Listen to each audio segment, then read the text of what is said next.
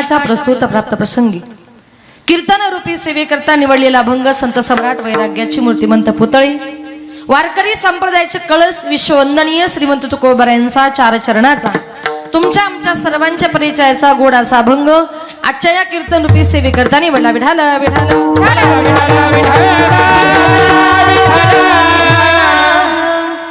आलिया भोगासी असावे सादर दिवावरी भार घालून या अभंगाद्वारे जगद्गुरु तुकोबाराय म्हणतात की आपण या ठिकाणी जन्माला आल्यानंतर आपल्याला उपदेश करतात की आपण जन्माला आल्यानंतर आपल्या बरोबर कर्म नावाची गोष्ट ही बरोबर येत असते.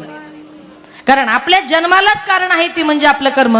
मागच्या जन्मामध्ये ज्याप्रमाणे कर्म केले ते कर्म फेडण्याकरता तुम्ही आम्ही प्रत्येकजण या मृत्यू लोकांमध्ये जन्माला आलो. अगा कर्मी जे उरावे तेही सुख दुःखी फळावे आणि तया ते भोगावया यावे देहा एका. मागच्या जन्माचं काहीतरी कर्म शिल्लक आहे म्हणून हा पुढचा जन्म तुम्हाला मला प्रत्येकाला प्राप्त झालाय. मग ज्याप्रमाणे कर्म केले त्याप्रमाणे आलिया भोगासी असावे सादर. जे कर्म आहे जो भोग तुमच्या माझ्या वाट्याला आलाय त्याला तुम्हाला मला प्रत्येकाला काय करायचे सामोरं जायचंय. मग संत महात्मे म्हणतात कारण कर्म नावाची गोष्ट तुमच्या माझ्या प्रत्येकाच्या जीवनामध्ये बंधनकारक आहे. ज्याप्रमाणे कर्म केले कर्म नावाची गोष्ट देवादिकांना सुद्धा चुकली नाही हो. तुमच्या आमच्यासारख्या सामान्य माणसाचं काय कर्म देता झाले प्रयत्न करता काही न चाले. चौघे पुत्र दशरथा मृत्यू समयी एकही नवता. दशरथ राजाच्या पोटी देव जन्माला आले होते राम लक्ष्मण भरत शत्रुघ्न. पण मरते समयी पाणी पाजायला त्याचा एकही मुलगा शिल्लक त्याच्या जवळ राहिला नव्हता. याला कारण का त्याचं कर्म. मग त्याचं कर्म कुठलं ऐका. एक दिवस दशरथ राजा जंगलामध्ये शिकारी करता गेलेला असताना दुपारची वेळ झाली एकही शिकार हातामध्ये मिळत नव्हती. दशरथ राजा कंटाळला. त्याने ठरवलं समोर पाण्याचा तलाव आहे. दुपारच्या वेळेला कुणीतरी प्राणी तिथे पाणी पिण्याकरता येणार आणि पाण्याचा आवाज झाला का त्या दिशेने आपण बाण मारायचा. म्हणून घनदाट जंगलामध्ये दशरथ राजा झाडावर लपून बसलेला असताना त्याच वेळामध्ये श्रावण बाळ आपल्या आंधळ्या आई बापाला घेऊन काशी यात्रेला चालला होता. उन्हाळ्याचे दिवस होते. दुपारच्या वेळेला त्यांना आपल्या आई बापाची कावड एका झाडाखाली ठेवली. आई बापानं सांगितलं बाळा खूप तहान लागली जंगलातून कुठून तरी पिण्याकरता पाणी घेऊन ये. म्हणून श्रावण बाळानं आपल्या आंधळ्या आई बापाची कावड एका झाडाखाली ठेवली आणि तो पाणी आणण्याकरता जंगलामध्ये गेला. त्या तळ्याजवळ गेला. त्याने लांबूनच कमंडलू पाण्यामध्ये बुडवला. शास्त्र असं सांगतं खास करून महिलांकरता सांगते त्या मुलांना खाली बसवा बरं खाली बसवा. ए बाळा खाली बस. शास्त्र असं सांगतं महिलांकरता की कुठल्याही पाहुण्या माणसाला पाणी देताना आपल्या बोटाचं जे काही नख आहे त्या नखाचा स्पर्श पाण्याला होता कामा नाही. कारण आपल्या नखामध्ये जेवढं विष असतं तेवढं कशातच नाही. आपण म्हणतो एखाद्या तहानलेल्या माणसाला पाणी जर दिलं तर पाण्यासारखं पुण्य नाही. पण बोट बुडून जर पाणी दिलं तर विष पाजल्याचं पाप लागतं. तर कीर्तनाला जर गेलो काही काही बायका असं अर्ध बोट त्या ग्लास मध्ये बुडवतात आणि म्हणतात प्या पाणी. कोण पिलो. म्हणून पाणी देताना जरा जपून. म्हणून पूर्वीच्या काळी साधूच्या कमंडलूला कडी असायची का तर नखाचा स्पर्श पाण्याला होऊ नये याकरता. लांबूनच कमंडलू पाण्यामध्ये बुडवला. पाण्याचा आवाज झाला. दशरथ राजाला वाटलं नक्कीच कोणीतरी प्राणी पाणी पिण्याकरता आला. त्यानं पुढचा मागचा विचार न करता बाण मारला आणि तोच बाण श्रावण बाळाच्या छातीमध्ये जाऊन लागला. श्रावण बाळ विव्हळला खाली पडला. आई बापाला तहान लागली बाळ गेला पाण्याला. आई बापाला तहान लागली बाळ गेला पाण्याला. दशरथाने बाण मारिला श्रावण बाळाला. दशरथाने बाण मारिला श्रावण बाळाला. बाण लागल्याबरोबर तो श्रावण बाळाच्या छातीमध्ये जाऊन लागला. श्रावण बाळ विव्हळला खाली पडला. सर आला तो धावून आला काळ विव्हळला श्रावण बाळ. आई गे अर्थ ओढणी हाक तो पडला जाऊन झोक. सर आला तो धावून आला काळ विव्हळला श्रावण बाळ. श्रावण बाळ विव्हळला खाली पडला. दशरथाच्या लक्षात आलं की अरे माझ्या हातून कुठल्या तरी प्राण्याची शिकार नव्हता, माणसाची शिकार झाली. पळत गेला, त्याला उचललं, त्याला विचारलं तू कोण आहेस? त्यानं सांगितलं मी श्रावण बाळ आहे. तू? मी दशरथ राजा आहे. त्यानं सांगितलं दशरथा, माझे मायबाप आंधळे आहेत, त्यांना घेऊन मी काशी यात्रेला चाललो होतो. त्यांचा मी एकुलता एक मुलगा आहे. माझ्या आई बापाला खूप तहान लागली होती, म्हणून त्यांना पाणी आणण्याकरता मी आलो होतो. पण दशरथा, तुम्हाला बाण मारलास, माझे प्राण घेतलेस, आता मी मरणार आहे, पण मरते समय माझी एकच इच्छा पूर्ण कर, माझ्या तहानलेल्या आंधळ्या माईबापाला पाणी नेऊन दे. एवढंच वाक्य बोलला आणि श्रावण बाळानं आई बाबा करत करत तिथे आपला प्राण सोडला. श्रावण बाळाचा मृत्यू झाल्यानंतर दशरथ राजानं तो पाण्याचा कमंडल उभारला. त्या श्रावण बाळाच्या आई बापाकडे गेला. त्यांनी हलकेच अंदाज घेतला समोरून कुणीतरी येतंय.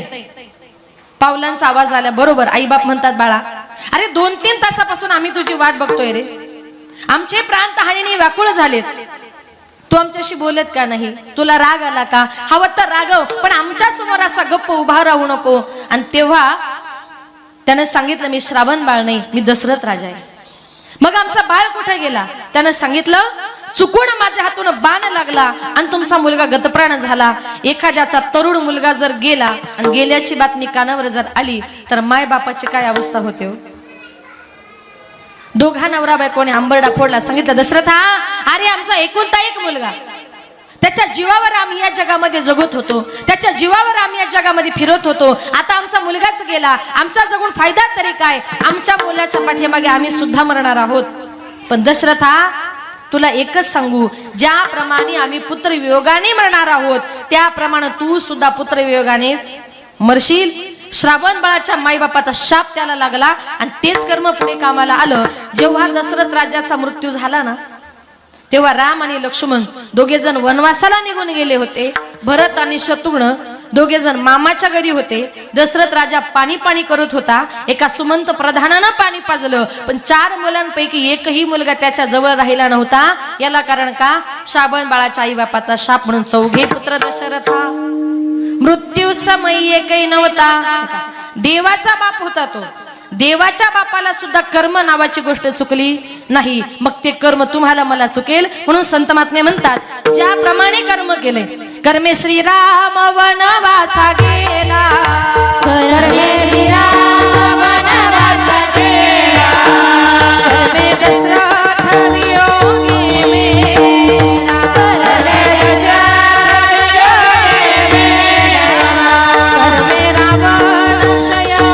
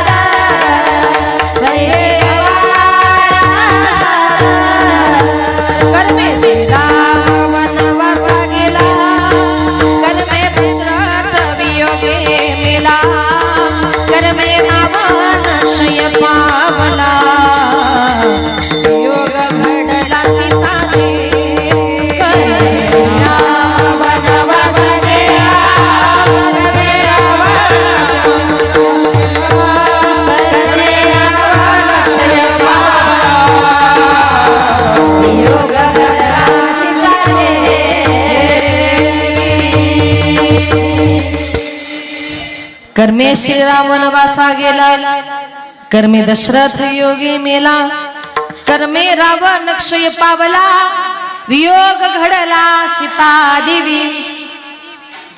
देवाला सुद्धा कर्म चुकलं नाही. प्रभू रामचंद्रांना सुद्धा आपलं घरदार सोडून 14 वर्ष दूर राहावं लागलं. कर्मे दशरथ वियोगी मेला. देवाच्या बापाला सुद्धा कर्म चुकलं नाही. कर्मे रावण क्षय पावला आणि वियोग घडला सीता देवी. देवाला स्वतःच्या बायकोचं, स्वतःच्या बापाचं, स्वतःचं कर्म सुद्धा चुकवता आलं नाही, कारण कर्म नावाची गोष्ट ही कुणाला चुकत नाही. ज्याप्रमाणे केले त्याप्रमाणे तुम्हाला मला त्या भोगाला प्रत्येकाला सामोरं जायचंय. अभंगाची प्रथम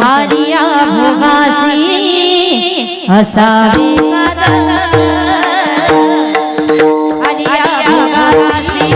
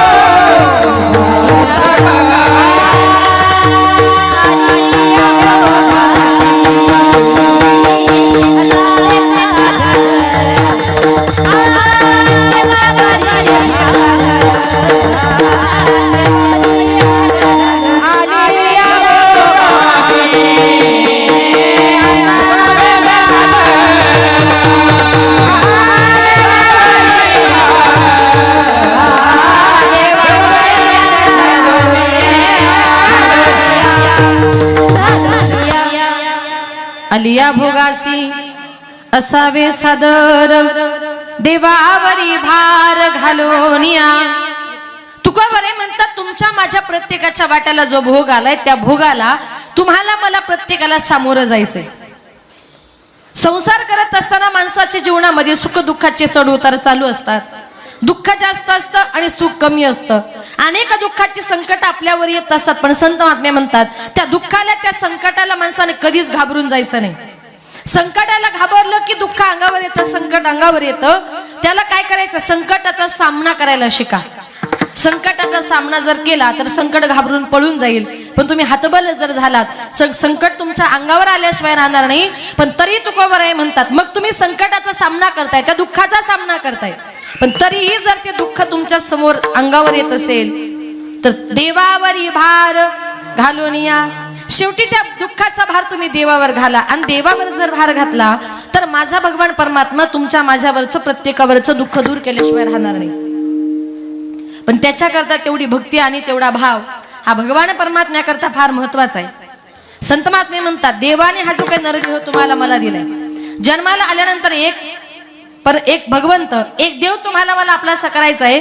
कारण आपल्या हिंदू धर्मामध्ये जवळजवळ 33 कोटी देव आहेत, पण 33 कोटी देवांपैकी आपोला तो कुठला तरी एक भगवंत आपला करा. आणि अनेकांच्या पाठीमागे जर लागले तर त्याच्यामुळे काय होतं, एक सुंदर उदाहरण सांगते का.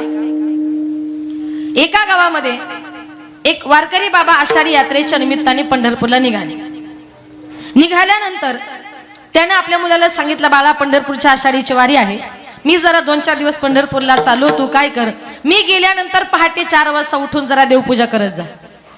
मुलानं सांगितलं, बाबा पहाटे 4ला उठणं मला काही जमणार नाही आणि मी काय देवपूजा करणार नाही. बाबांना सांगितलं, असं नको करू बाळा, मी 50 वर्षापासून देवपूजा करतोय, पण तू जर 4 दिवस केली नाही तर बाळा एवढ्या वर्ष केलेली देवपूजा फुकट जाईल. मुलगा म्हणता, ठीक आहे बाबा, तुम्ही पंढरपूरला जा, मी बरोबर घरी देवपूजा करतो. आता बाप पंढरपूरला निघून गेला. पहाटे 4 वाजता आई उठली. आई म्हटली, बाळा उठ, अरे जरा देवपूजा करून घे. मुलगा म्हटला, काय गाई, अगं पहाटे 4ची चांगली साखर झोपेची वेळ आणि सारखी कटकट लावली, देवपूजा कर देवपूजा कर. म्हटली, बाळा अरे तो देव आहे, त्याला कटकट म्हणू नये. अगं कटकट नाही तर काय.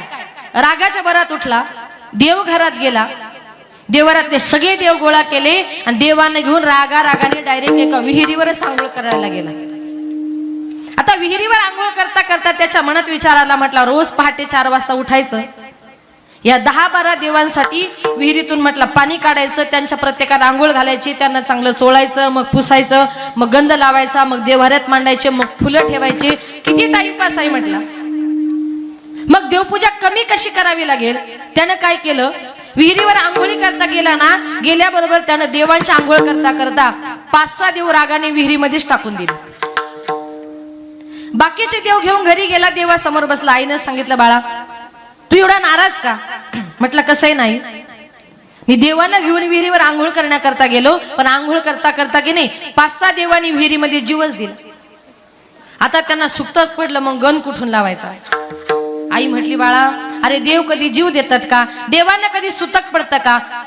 रागाच्या भरात उठली आणि त्याच्या एक ताडकन थोबाडीत मारली. एवढी जोरात थोबाडीत मारल्याबरोबर असा राग आला. रागाच्या भरामध्ये सकाळी उठला, रागाने डायरेक्ट आपल्या सासूरवाडीलाच निघून गेला. सासूबाई दारातच उभी होती. सकाळी 6 वाजता लांबूनच जावायला बघितलं आणि म्हणते, जावाई बापू अहो बरं झालं आलात, अहो देवानच तुम्हाला पाठवलं, अहो पंढरीच्या पांडुरंगानच तुम्हाला पाठवलं. जावाई म्हटलं, सासूबाई सकाळी 6 वाजता एवढं कौतुक कशा करता चाललंय, देवानं पाठवलं, पांडुरंगानं पाठवलं. ती म्हटली, कसा ना जावाई बापू, काल तुमचे वडील आमच्या घरी आले, तुमच्या सासऱ्यांना अगदी जबरदस्तीने पंढरपूरला घेऊन गेले. मला कालपासून चिंता पडली होती, देवपूजा कोण करेल, देवपूजा कोण करेल. म्हटली, बरं झालं तुम्ही टाइमावर आलात. म्हटलं तिकडून सुटलो आणि इकडे आलो. आता पहाटे 4 वाजता सासूबाईंनी उठवलं. आता जावयाची देवपूजा म्हटल्यानंतर सासूबाईंनी अगोदरच सुगंधी फुले, सुगंधी अगरबत्त्या, सुगंधी अत्तर, सगळ्या सुगंधी वस्तू आणून ठेवल्या आणि जावई बापूनं देवपूजा करायला सुरुवात केली. आता आपली शेजारी बाई आपल्या वासावरच असते ना, तिला लगेच वास गेला आणि ती आली. ती म्हटली, काय हो तुम्ही रोजच देवपूजा करता, पण तुमच्या घरातून आज इतका सुगंध कशाचा येतोय. ती म्हटली, कसं आहे ना, काल आमचे हे पंढरपूरला गेले, योगायोगाने जावई आले. मग जावयाची देवपूजा म्हणजे सगळ्या कशा हायफाय गोष्टी पाहिजे. म्हटली काय ग, तुझे जावई देवपूजा पण करतात? म्हटली हो, अगदी उत्तम प्रकारे, अगदी छान प्रकारे. मग म्हटली बरं झालं, आमचे हे पण कालच पंढरपूरला गेलेत, जरा तुझी पूजा झाली का माझी पण करायला पाठव. त्यानं ऐकलं. तो म्हटला आता आपलं काही खरं नाही, रोज पहाटे 4 वाजता उठायचं, या 2-4 घरची देवपूजा करायची, त्यापेक्षा म्हटलं मीच जातो आणि एखाद्या विहिरीमध्ये जीव देतो. इतका देवपूजेला कंटाळा आला. रागाच्या भरामध्ये सकाळी सकाळी उठला, रागाने विहिरीकडे चालला. विहिरीच्या जवळ गेला, विहिरीमध्ये जीव देणार तेवढ्यात ते विहिरीचा मालक म्हटला, अरे थांब, माझ्या विहिरीमध्ये कशाला जीव देतोस? तुला जर कामाचा कंटाळा आला असेल ना तर माझ्या घरी चल, मी तुला कुठलंच काम सांगणार नाही. माझ्या घरी 2 टाइम नाश्ता, 2 टाइम जेवण, 2 टाइम चहा, दिवसभर आराम. माझ्या घरी तुला एकच काम करायचंय, फक्त पहाटे 4 वाजता उठून देवपूजा. देवतारी त्याला कोण मारी? म्हणजे देवाने जर ठरवलं हे कार्य तुमच्याकडून करून घ्यायचंय तर तो भगवान परमात्मा तुमच्याकडून ते करून घेतल्याशिवाय राहणार नाही. म्हणून देवाचा कंटाळा करायचा नाही. कारण का, या जगामध्ये आपल्याला वाचवणारा तोच आहे. आपुला तो एक देव करुणे गावाते नवीन जीवा सुख नोहे. आपुला तो एक देव करुणे गावाते नवीन जीवा सुख नोहे. आपुला तो एक देव करुणे गावाते नवीन जीवा सुख नोहे. आपुला तो एक देव करुणे गावाते नवीन जीवा सुख नोहे. आपुला तो एक देव करुणे गावाते नवीन जीवा सुख नोहे. आपुला तो एक देव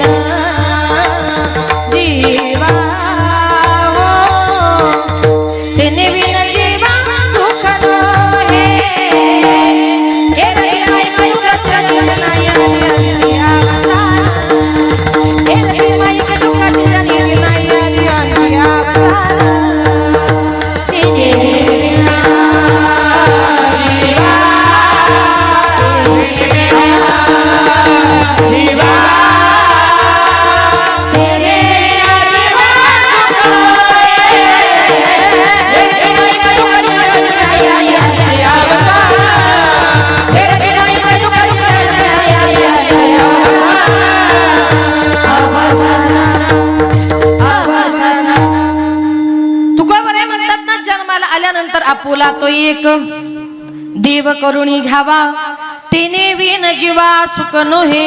एक भगवंत आपलासा करा, एक देव जर आपलासा केला तर ते त्याशिवाय या संसारामध्ये तुम्हाला आम्हाला कुठल्याही प्रकारचे सुख नावाची गोष्ट मिळणार नाही. मग भगवंताने त्याचं नामचिंतन करण्याकरता जर देह दिलाय तर या देहाने त्याचं नामचिंतन केलं पाहिजे. वाईट मार्गाने आपलं जीवन कधीच माणसानं संपवायचं नाही.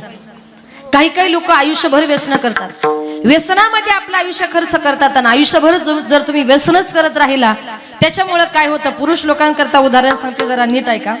एका गावात एक मनुष्य सकाळपासून संध्याकाळपर्यंत फक्त दारू प्यायचा. बायकोकडे लक्ष नाही, मुलांकडे लक्ष नाही, कुणाकडेच नाही. शेवटी त्याची बायको कंटाळली आणि तिच्या बापाकडे गेली आणि सांगितलं, बाबा काय नवरा बघून दिला हो, माझ्याकडे लक्ष नाही, लहान लहान मुलं त्यांना प्यायला दूध मिळत नाही, मला 2 वेळेचं अन्न खायला मिळत नाही. बापानं सांगितलं, मुली दिल्या घरी सुखी राहा. तू म्हणते ना मुलांना दूध मिळत नाही, मग हवं तर एक जरा उत्तर सांगा, तुम्हाला बकरी कळते का शेळी? दोन्ही कळतं ना. एक माणूस म्हटला आम्हाला फक्त बोकडच कळतो. हा, मग आता तिच्या बापाने सांगितलं, बाबा ही शेळी तुला घेऊन जा, मुलांना दुधाला कामी येईल. त्या बायकोने ती आपल्या माहेरावरून शेळी आणली. आता नवरा खाणारा पिणारा होता, त्याने ती शेळी बघितली, जिभल्यात चाटायला लागला. बायकोला म्हटलं, एवढी मोठी शेळी देते का ग पार्टीला? बघा, दारुडे माणसं स्वतः काही करत नाही आणि दुसऱ्यांना दिले ते पण राहू देत नाही. मग तिनं सांगितलं, माझ्या बापाची घरून आणली म्हटली, अजिबात माझ्या शेळीला हात लावायचा नाही, अजिबात म्हटली वाकड्या नजरेने बघायचं नाही. पण तिला माहिती होतं, माझा नवरा खातो पितो म्हणजे एक दिवस माझी शेळी चोरीला जाणार. मग ती बाई इतकी हुशार, शेळी बांधताना अशी बांधायची का बेडरूमच्या खिडकीतून रात्रभर ती फक्त त्या शेळीलाच बघायची. नवऱ्याने विचार केला, ही रात्रभर शेळीला बघते, हिची शेळी चोरायची तरी कशी. त्याने विचार केला, म्हटला रात्रीच्या अंधाराचा फायदा घ्यायचा आणि हिची शेळी चोरायचीच म्हटलं. आता रात्रीच्या वेळेला अमावस्येच्या रात्री त्यानं ठरवलं शेळी चोरायची. अमावस्येच्या रात्री 2-2:30च्या सुमारास तो तिची शेळी चोरण्याकरता गेला. त्याला वाटलं बायको झोपली की काय. त्यानं तिची ती शेळी नेली, तिची पार्टी विरटी केली. सकाळी उठला, स्नान संध्या देवपूजा झाली आणि सकाळी सकाळी गोठ्यामध्ये असा फेरफटका मारायला गेला. बघतो तर काय, त्या गोठ्यामध्ये शेळी तशीच. बायकोला म्हटला, काय ग, गोठ्यामध्ये शेळी तशीच कशी काय. ती बायको म्हटली, अहो त्या शेळीचा मरू द्या, पण रात्री 2 वाजता गोठ्यातून तुम्ही आपलं काळं कुत्र कुठं घेऊन गेले होते. कुत्र्याचीच पार्टी केली ना. मग जीवनामध्ये पश्चात्तापाशिवाय दुसरं काही शिल्लक राहिलं का. संत महात्मे म्हणतात, विनाकारण वाईट मार्गाने तुमचं जीवन तुम्ही खर्च करू नका. क्या किया क्या किया क्या किया रे, क्या किया क्या किया क्या किया रे, तुम्हें जीवन गमा दिया क्या किया रे, जिसे पाना था उसको तो खो दिया रे, जिसे पाना था उसको तो खो दिया.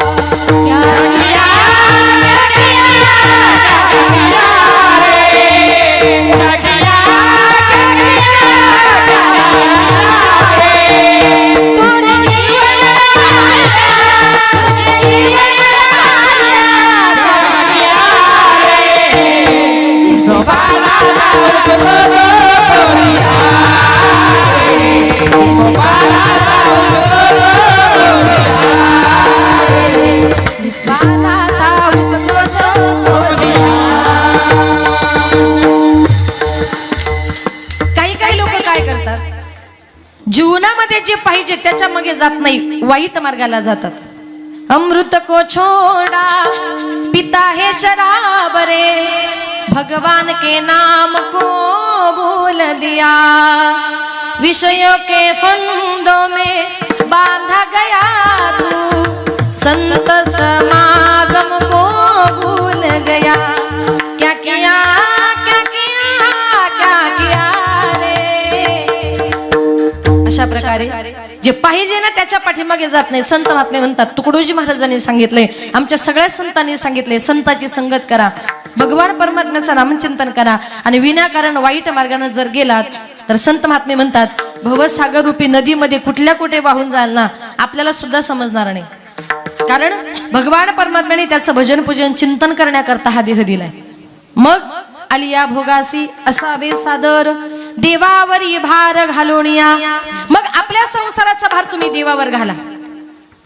तुम्ही सांगाल संसाराचा भार देवावर जर घातला तर भगवान परमात्मा आमचा संसार सांभाळेल. तुकोबारे म्हटले सांभाळेल ना. एखादं उदाहरण तरी द्या म्हणजे आम्हाला विश्वास ठेवायला.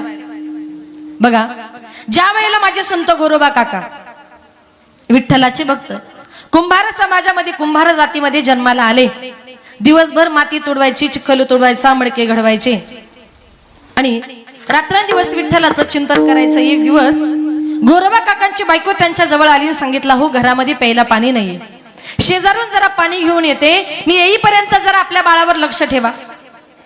ते 7-8 महिन्याचं रांगणारं बाळ तिनं आपल्या घरामध्ये सोडलं. पण गोरोबा काका जेव्हा बायको सांगत होती बाळावर लक्ष ठेवा, तेव्हा गोरोबा काकांचं आपलं विठ्ठल विठ्ठल विठ्ठला हरी ओम विठ्ठला, विठ्ठलाचं चिंतन चालू होतं. बायको काय म्हटली गोरोबा काकांनी ऐकलंच नाही. बायको निघून गेली. ते छोटंसं रांगणारं मूळ आईला घरामध्ये इकडे तिकडे शोधू लागलं. आई कुठे दिसत नाही. बाहेर बापाचा आवाज येत होता म्हणून गोरोबा काकाच्या जवळ चिखलापर्यंत ते मुलं गेलं. पण गोरोबा काका मात्र विठ्ठलाच्या चिंतनामध्ये मग्न असल्यामुळे अक्षरशः ते बाळ रांगत रांगत चिखलामध्ये गेलं. गोरोबा काकाने पायाखाली तुडवलं पण भान नाही. नवलाची गोष्ट ऐका सखे बाई, नवलाची गोष्ट ऐका सखे बाई, नवलाची गोष्ट ऐका सखे बाई, नवलाची गोष्ट ऐका सखे बाई. कुंभाराने बाळा तुडविले बाई, कुंभाराने तुडविले बाई, नवलाची गोष्ट ऐका सखे बाई, नवलाची गोष्ट ऐका सखे बाई. कुंभाराने तुडविले बाई, कुंभाराने तुडविले बाई, नवलाची गोष्ट ऐका सखे बाई, नवलाची गोष्ट ऐका सखे बाई.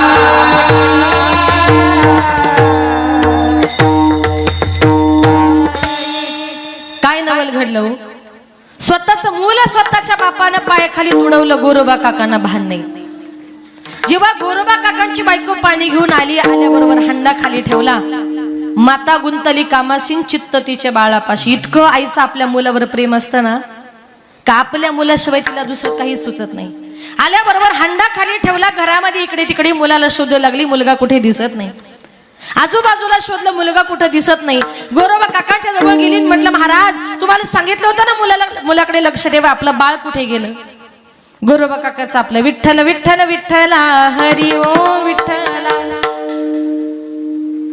एवढंही सांगून नवरा लक्ष देत नाही. तेवढ्यात गोरोबा काकांचं त्या बायकोचं लक्ष गेलं त्या चिखलाकडे. तर त्या चिखलामध्ये तिला मेलेलं मूल दिसलं, रक्त दिसलं. स्वतःचं मूल जर असं दिसलं तर मातेची काय अवस्था झाली असेल हो? तिनं हंबरडा फोडला. गोरोबा काकांच्या अंगाला स्पर्श केला आणि सांगितलं, महाराज अहो स्वतःचं मूल पायाखाली तुडवलं, एवढे तुम्ही त्या विठ्ठला करता वेडे झालात. बायकोने अंगाला हात लावला, ओरडली. म्हणून गोरोबा काकांची समाधी भंग पावली. काय झालं काहीच माहित नव्हतं. गोरोबा काका म्हटले, अगं मी माझ्या विठ्ठलाच्या चिंतनामध्ये मग्न झालोय आणि तू माझी समाधी भंग पावलीस. म्हणून तिला मारण्याकरता असा थोडासा हात वरती केला. तिने सांगितलं, महाराज माझ्या अंगाला हात लावाल ना तर तुम्हाला विठ्ठलाची शपथ आहे. काय सांगितलं? माझ्या अंगाला हात लावाल तर तुम्हाला विठ्ठलाची शपथ आहे. एकुलता एक मुलगा होता, तोही गेला. बायकोने शपथ घातली होती. मग तिने विचार केला, माझा संसार माझा प्रपंच चालणार तरी कसा?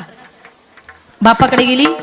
बापाला सांगितलं, घडलेला सगळा प्रकार सांगितला. बाबा माझ्या संसाराकरता माझी छोटी बहीण आहे ना, तिचं लग्न तुम्ही गोरोबा काकांशी लावून. आपल्या मुलीच्या सांगण्यानुसार छोट्या बहिणीचा विवाह पुन्हा गोरोबा काकांशी लावला. लग्न वगैरे झालं आणि संध्याकाळी नवरा नवरी तिच्या आई बापाच्या दर्शनाकरता गेले.